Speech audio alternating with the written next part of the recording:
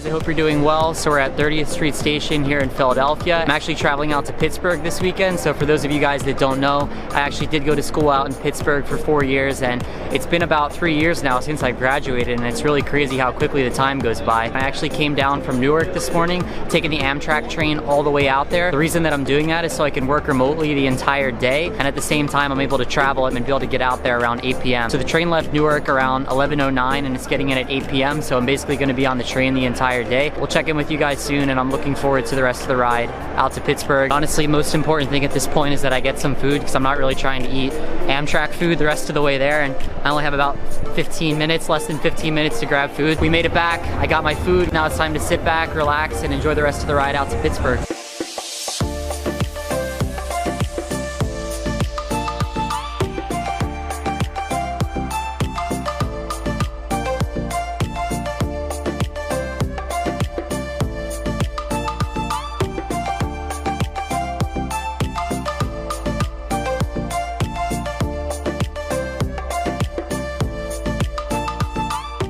Alright, so I just hopped off the train. The sun's just going down here in Pittsburgh. It's about 8 p.m.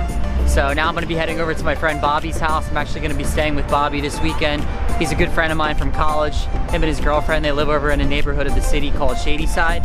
So I'm going to be heading over there now and trying to get some dinner. I'm pretty hungry. Alright, morning guys. We're in Shadyside, so we went out last night. Me and Bob got a couple drinks.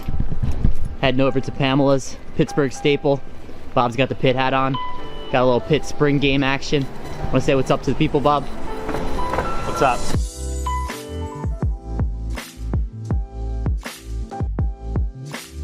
We got some Pittsburgh personalities up on the wall. Gonna enjoy our brunch, make our way over to Oakland.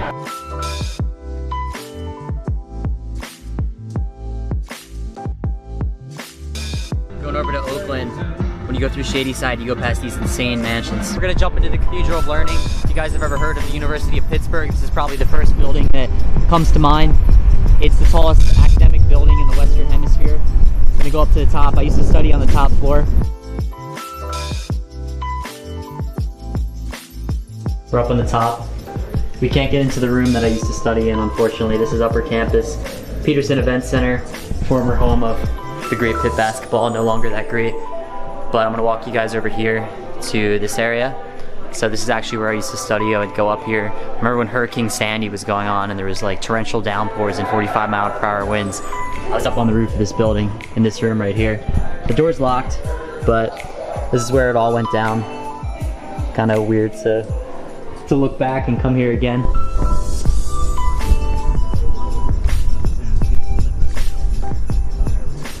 I'm really glad that we have a building like this, and it almost was a thing that didn't really happen. There's a lot of push for it in the 1920s. Gothic architecture was definitely huge during this time period. Just as they were building it, I think they were gonna make it much taller, around 60 stories. It's actually only 40 stories now because of these doors here. Yeah, but what I was saying is they were supposed to build it significantly bigger, but due to lack of funding, most of that was caused by the Great Depression. It ended up having to be put on delay, and it actually wasn't finished until the 1930s. There are different nationality rooms that are based on classrooms from different regions. For example, there's a Japanese room, there's a German room, there's a Norwegian room. What they try to do within these classrooms is they try to pay homage to these different regions and try to style it in such a way that it is very familiar and very similar to those different regions of the world. This whole idea that there's this massive mecca of a building and we're bringing in all these different cultures and all these different ideas, that's kind of what the University of Pittsburgh was really founded upon, and it's still a huge international university to this day. Students from all over the world come here, and you can definitely see that today with the nationality room. As we're walking around, we see a lot of people with cap and gowns. It's making us feel pretty old. Graduation season, it's about 2 weeks away now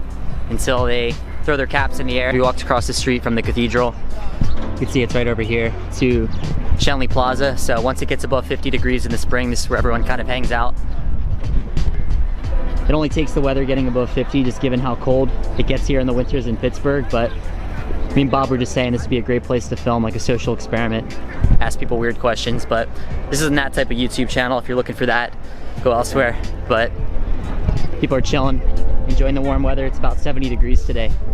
Beautiful day in Pittsburgh. All right, so we're stumbling upon, we're gonna go in Wesley Posvar Hall, but it clearly looks like there's some type of Latin festival going on, so we're gonna go check it out. It's really random that there's an Ecuadorian flag, because my friend Mishu, who may be seeing this video in a few weeks, he's from Ecuador. Look at that, Mishu, that's an Ecuadorian flag in Pittsburgh. Why is he here? I don't know. We're about to find out.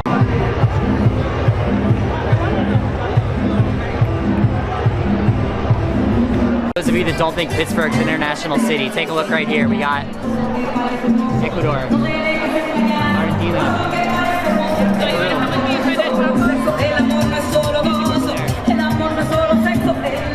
It's popping. Okay, guys, so we're walking away from that festival now. We're actually going to Upper Campus now. We're going to check out the Peterson Event Center, which is where Pitt plays their basketball games. But before we do that, one thing that I wanted to call out is this establishment right here. This is known as the O. So if you're ever looking for late night fries in Oakland, this is definitely the establishment to go to. A little bit further down the street as well, there's another bar. It's actually called Hemingway's, and this is one of the major bars on campus. It's been here for a very, very long time.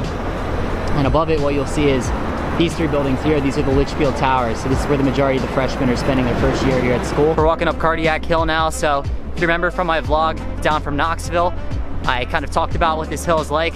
We're getting a little winded just walking up right now, but basically where this takes us is to the Peterson Event Center. This is where Pitt plays their basketball games. Years ago, Pitt Stadium used to be up here actually, which is where the football team played.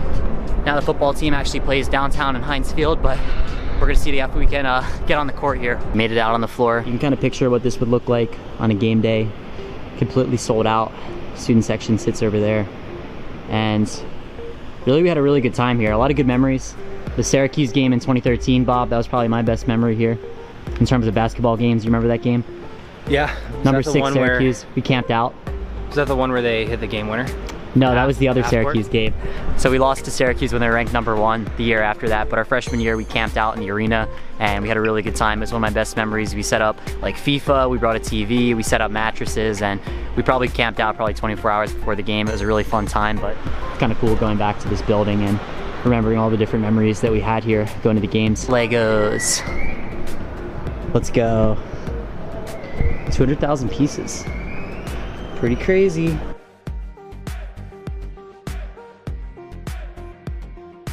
All right, we're off Pitt's campus now. We went over to Station Square, going to the Grand Concourse. It's a bar that used to be a train station many years ago. And then me and Bobby are going to the Riverhounds game. All right, guys, so we made it to Highmark Stadium, home of the Pittsburgh Riverhounds of the USL. I would argue one of the most picturesque stadiums within the USL. Yes, it is minor league soccer, 3rd division here in the United States, but views like this, the supporter section, Bobby's first game as a Pittsburgh resident, he's pretty excited.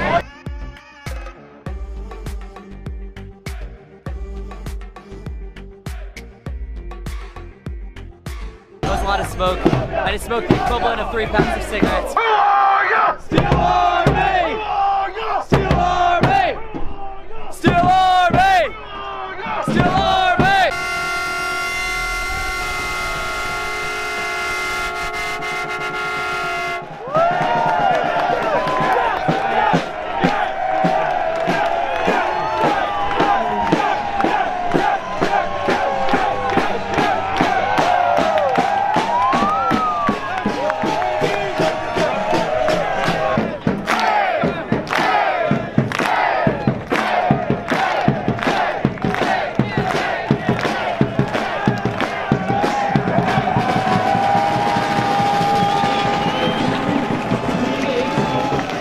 Sunday morning here in Pittsburgh, and I'm going back to New York now. So Bobby's actually getting the car and he's picking me up. He's driving me to the bus station in downtown Pittsburgh. So it's about an 8-hour bus ride. It's pretty long. And of course, I'm almost running late again. I have only about 30 minutes to get there, so I need to make this video quick.